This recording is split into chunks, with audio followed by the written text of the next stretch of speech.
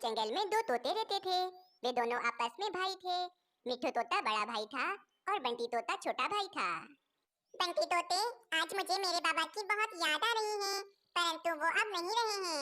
लेकिन इनकी आखिरी निशानी ये अमरूद का पेड़ है। हाँ भाई, हमारे बाबा ने इस अमरूद के पेड़ को बड़ी ही मुश्किलों से बड़ा किया था और अब हम दोनों मिलकर इस अमरूद के पेड़ को हमेशा हरा भरा रखेंगे। दोनों ही भाई अपने अमरूद के पेड़ से बहुत ज्यादा ही प्यार करते थे। बड़े भाई की शादी हो गई थी और उसकी पत्नी बहुत ज्यादा ही चालाक थी।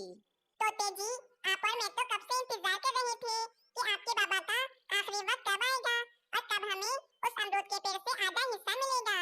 अरे तोते, हल्के बोलो, अगर बंटी तोते ने सुन लिया तो गड़बड़ हो जाएगी। और वैसे भी उस अमरूद के पेड़ पे सिर्फ मेरा हक है, क्योंकि मैं बड़ा भाई हूँ। अरे वाह तोते जी, क्या बात की है आपने। बस अब आप जल्दी से अपने छोटे भाई से उस अमरूद के पेड़ के हिस्से की बात कर लें।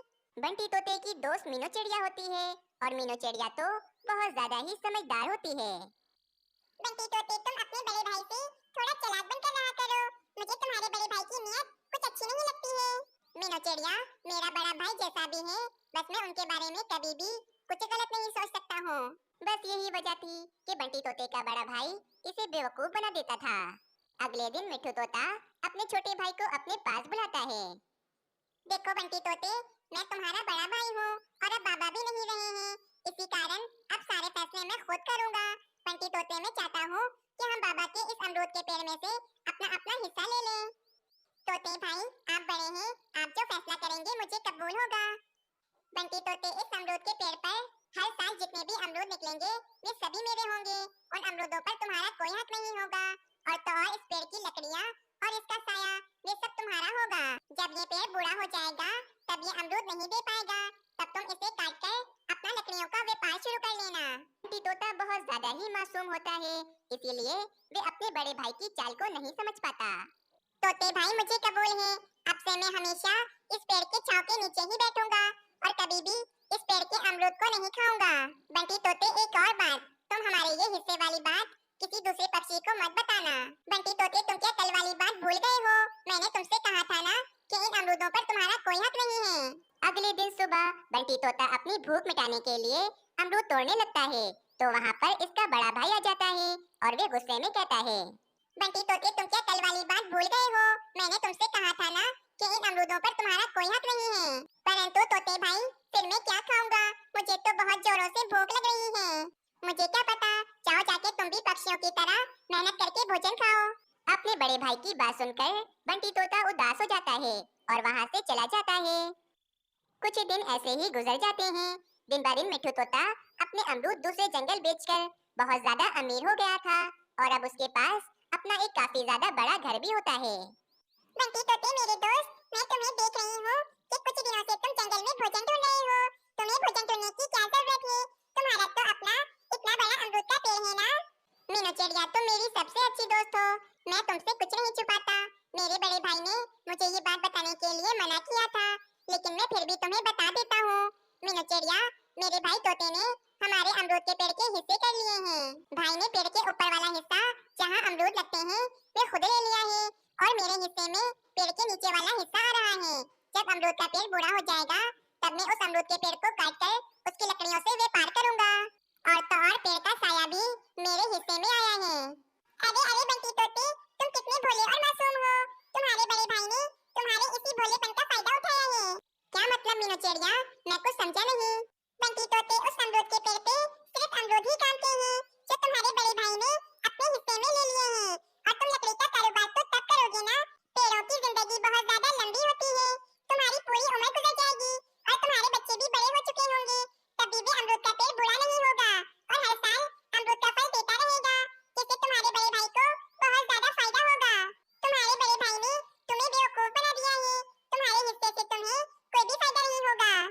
ये सारी बातें कालू कौवा सुन लेता है और वे फौरन बंटी तोते के पास जाता है। बंटी तोते, मुझे पता था कि तुम्हारा चालाक भाई तुम्हारे मासूम होने का फायदा जरूर उठाएगा, परंतु अभी भी कुछ नहीं बिगड़ा है। तुम जाकर अपने भाई से अपना हिस्सा छीन लो। मीनू चिड़िया, कालू कौवे, अगर तुम दोनों मुझे इस बात का एहसास ना दिलाते तो मैं जिंदगी भर इसी धोखे में रहता कि मैं भी एक दिन लकड़ियों का व्यापार करूंगा, परंतु अब और नहीं। मैंने तो कभी सोचा नहीं था कि मेरा भाई मेरे साथ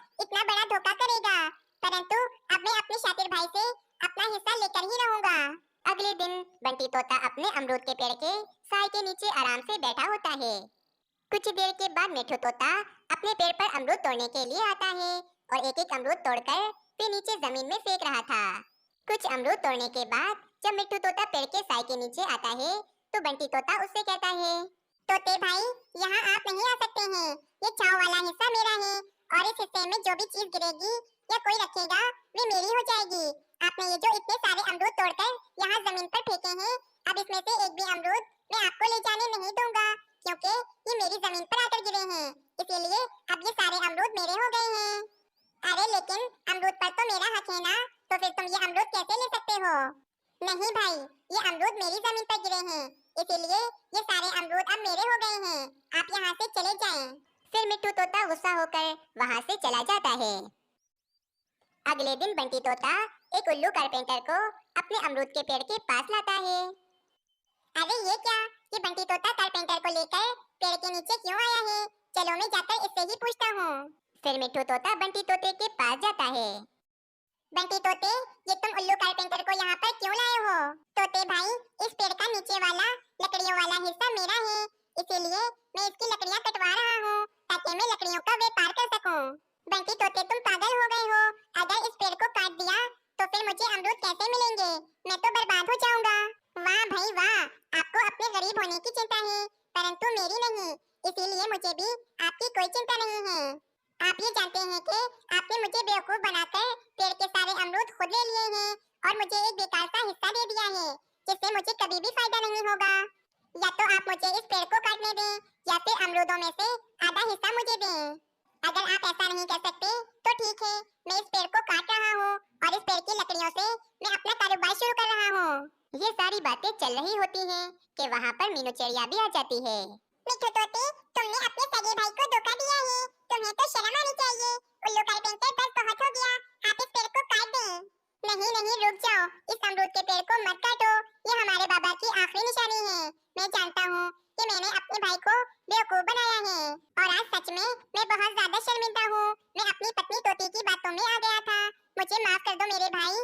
बस अब इस पेड़ का बिल्कुल बराबर से हिस्सा होगा, जितने अमरूद मैं लूंगा उतने अमरूद बंटी तोते तुम भी लोगे। और तो और मैंने इस पेड़ के अमरूद बेच बेच कर अपना एक बहुत बड़ा सा घर बना लिया है। बंटी तोते, अब से उस घर में तुम भी रहोगे, वे घर आधा तुम्हारा भी है। और फिर दोनों भाई खुशी खुशी एक साथ रहने लगते हैं। इस कहानी से हमें ये सीख मिलती है कि हमें कभी भी किसी की भी मासूमियत का फायदा उठाकर उसे बेवकूफ नहीं बनाना चाहिए। अगर आप सबको ये कहानी अच्छी लगी तो चैनल को जरूर सब्सक्राइब करें और कमेंट में अपनी राय देना ना भूलें। ये कहानी एक कालू कौवे की है जिसे झूठ बोलने की आदत पड़ी हुई थी। वे हर समय झूठ बोलता रहता था। कालू कौवे को झूठ बोलने में बहुत ही ज्यादा मजा आता था, इसीलिए वे कालू कौवा हर समय झूठ बोलता रहता था। मुझे मजा नहीं आ रहा है क्योंकि सुबह से अब तक मैंने एक बार भी झूठ नहीं बोला है। मुझे झूठ बोलना है, मैं किसी पक्षी के पास जाता हूँ और उससे झूठ बोलता हूँ। फिर कालू कौवा किसी पक्षी के पास झूठ बोलने के लिए चला जाता है। मीनू चिड़िया, गजब हो गया, पहाड़ों की तरफ कबूतर बैठा मकई खा रहा था। अचानक कबूतर के ऊपर एक बड़ा सा पत्थर आकर गिर गया और कबूतर अभी बहुत ज्यादा जख्मी है। तुम जल्दी जाओ और कबूतर की मदद करो। हाँ कालू कौवे, मैं अभी जाती हूँ और कबूतर की मदद करती हूँ। ये कहकर वे मीनू चिड़िया पहाड़ों की तरफ चली जाती है। मैंने झूठ बोल लिया, मैंने झूठ बोल लिया, कितना मजा आया मुझे झूठ बोलकर। यहाँ पर तो कबूतर मुझे कहीं पर भी नहीं दिख रहा है, लगता है कोई पक्षी कबूतर को उसके घोंसले में ले गया होगा। चलो मैं कबूतर के घोंसले में जाती हूँ। और फिर ये कहकर वे मीनू चिड़िया कबूतर के घोंसले की तरफ चली जाती है। कबूतर, तुम ठीक तो हो ना? तुम्हें ज्यादा चोट तो नहीं आई ना? मैंने तुम्हें कितनी बार मना किया है कि पहाड़ों की तरफ मत जाया करो, लेकिन तुम मेरी बात मानते ही नहीं हो। पर मीनू चिड़िया, मुझे क्या हुआ है? मैं तो एकदम ठीक हूँ। कबूतर, तुम पहाड़ों की तरफ बैठकर मकई खा रहे थे और तुम्हारे ऊपर एक पत्थर आकर गिर गया। ये बात मुझे अभी कालू कौवे ने बताई है। नहीं भाई, मेरे साथ तो ऐसा कुछ भी नहीं हुआ। मीनू चिड़िया, यकीनन कालू कौवे ने तुमसे झूठ कहा है और वे तुम्हारे साथ मस्ती कर रहा होगा। मस्ती? ये कालू कौवा मस्ती क्यों करेगा? उसे मस्ती करने में क्या मजा आएगा? तुम तो जानती हो ना, उस कालू कौवे के पास कोई भी कामकाज तो होता नहीं है, बस पूरा दिन इधर से उधर फिरता रहता है और पक्षियों से झूठ मूठ कहकर उन्हें पागल बनाता रहता है। कबूतर, तुम ठीक कह रहे हो, वे कालू कौवे ने मेरे साथ मस्ती ही की होगी। चलो अब मैं चलती हूँ।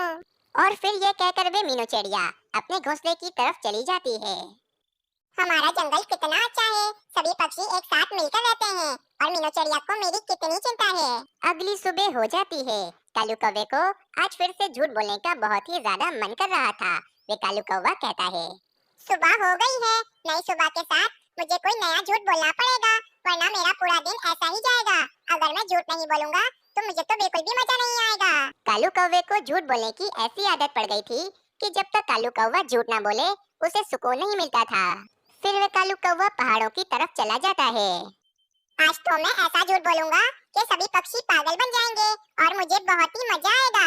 ये कहकर वे कालू कौवा जोर जोर से चीखने लगता है और पक्षियों को मदद के लिए बुलाने लगता है। कोई मेरी मदद करो, कोई मुझे बचाओ, मुझे खूंखार चील ने पकड़ लिया है। पक्षियों मेरी मदद करो, जल्दी आओ तुम सब यहाँ पर। कालू कौवे की चीखने की आवाजें जंगल में पक्षी सुन लेते हैं और मीनू चिड़िया कहती है, ये तो कालू कौवे की आवाज लगती है। लगता है कालू कौवा किसी बड़ी मुश्किल में फंस गया है। मुझे जाकर कालू कौवे की मदद करनी चाहिए।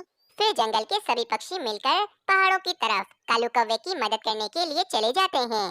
जब सभी पक्षी कालू कौवे के पास उसकी मदद करने के लिए आते हैं तो देखते हैं वहाँ पर तो कोई भी चील नहीं होती। कालू कौवे, कहाँ गई वे चील जिसने तुम्हें पकड़ा हुआ था? कहाँ है वे चील? मैं तो झूठ बोल रहा था, मुझे किसी भी चील ने नहीं पकड़ा है। मैंने तुम सब पक्षियों को उल्लू बनाया। क्या कालू कौवे, तुम हमसे झूठ बोल रहे थे और हम सब पक्षियों को उल्लू बना रहे थे? चलो पक्षियों यहाँ से, बिना वजह हम इस कालू कौवे की मदद करने के लिए आए। फिर सभी पक्षी अपने अपने घोंसलों की तरफ चले जाते हैं। वाह भाई वाह, कितना ज्यादा मजा आया इन सभी पक्षियों को उल्लू बनाकर। अब कल भी मैं इसी तरह इन सभी पक्षियों को उल्लू बनाऊंगा। अगली सुबह हो जाती है।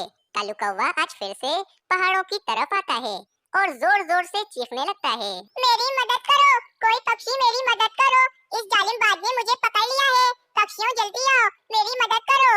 आज फिर से कालू कौवे की चीखने की आवाजें सुनकर पक्षी बहुत ही ज्यादा चिंता में आ जाते हैं और सभी पक्षी कालू कौवे की मदद करने के लिए पहाड़ों की तरफ चले जाते हैं। कालू कौवे, कहाँ है वे बाज जिसने तुम्हें पकड़ा हुआ था? पक्षियों, मैंने तुम सभी पक्षियों को आज दोबारा से उल्लू बनाया, मुझे किसी भी बाज ने नहीं पकड़ा था। कालू कौवे की ये बात सुनकर सभी पक्षी बहुत ज्यादा गुस्सा होते हैं, लेकिन वे कालू कौवे को कुछ नहीं बोलते और वे अपने अपने घोंसलों की तरफ चले जाते हैं। ये पक्षी कितने ज्यादा बेवकूफ हैं। मैं इनको रोज बेवकूफ बनाता हूँ और ये रोज मेरी मदद करने के लिए आ जाते हैं। इन पक्षियों को तो मैं रोज इसी तरह उल्लू बनाता रहूंगा। मीनू चिड़िया, इस कालू कौवे की झूठ बोलने की आदत तो कुछ ज्यादा ही बढ़ गई है। ये कालू कौवे को किसी दिन अपने झूठ बोलने की सजा मिलेगी। हाँ ना, ये कालू कौवा रोजाना हम सब पक्षियों को बेवकूफ बनाता है। अगर हमें इस कालू कौवे की चिंता न होती तो हम कभी भी इसकी मदद को ना चाहते। लेकिन अगर इस कालू कौवे ने अपनी झूठ बोलने की आदत ना छोड़ी तो किसी दिन इसे झूठ बोलने की सजा जरूर मिलेगी। अगली सुबह हो जाती है। आज फिर से कालू कौवा पहाड़ों की तरफ आ जाता है। चलो भाई, मैं जोर जोर से चीखता हूँ और सभी पक्षियों को यहाँ पर बुलाकर बेवकूफ बनाता हूँ और सभी पक्षियों का मजाक उड़ाता हूँ। कालू कौवा इतना कहता ही है कि वहाँ से एक चील गुजर रही होती है। वे चील काफी ही दिनों की भूखी थी। उस चील की नजर कालू कौवे पर पड़ती है तो वे चील कहती है, वैसे तो मैं कौवों का मांस खाती नहीं हूँ, लेकिन मुझे बहुत जोरों से भूख लग रही है। मुझे मजबूरी में इस काले कौवे का मांस खाना ही पड़ेगा। चील फौरन कालू कौवे के पास जाती है और कालू कौवे को झट से दबोच लेती है। कालू कौवा तो बहुत ज्यादा डर जाता है। पक्षियों, मेरी मदद करो, मुझे आज सच में चील ने पकड़ लिया है। ये चील मुझे मारकर खा जाएगी। तुम सब जल्दी आओ और मेरी मदद करो। आज फिर से कालू कौवे की चीखने की आवाजें पक्षी सुन रहे होते हैं, लेकिन कोई भी पक्षी कालू कौवे की मदद को नहीं जाता। इस कालू कौवे ने क्या हमें बेवकूफ समझ रखा है? ये रोजाना इस तरह चीखेगा और हम रोजाना इसकी मदद को जाएंगे, लेकिन आज कुछ भी हो जाए मैं तो इसकी मदद करने के लिए नहीं जाऊंगी। ये कालू कौवा रोजाना इसी तरह चीखता रहता है। यकीनन आज भी ये हमें पागल बनाने के लिए ही चीख रहा होगा। आज तो मैं इसकी मदद के लिए नहीं जाऊंगा, चाहे कुछ भी हो जाए। जंगल का कोई भी पक्षी आज कालू कौवे की मदद को नहीं जाता, क्योंकि सभी पक्षी तो यही समझ रहे थे कि कालू कौवा पक्षियों के साथ मजाक कर रहा है। वे चील उसी समय कालू कौवे को मारकर खाने लगती है और उस कालू कौवे को अपने झूठ बोलने की सजा मिल जाती है। दोस्तों, इस कहानी से हमें ये सीख मिलती है कि हमें अपनी जिंदगी में कभी भी झूठ नहीं बोलना चाहिए, क्योंकि इस तरह दूसरे इंसान का हम पर से विश्वास उठ जाता है और वे हमारी बात पर बिल्कुल भी यकीन नहीं करता।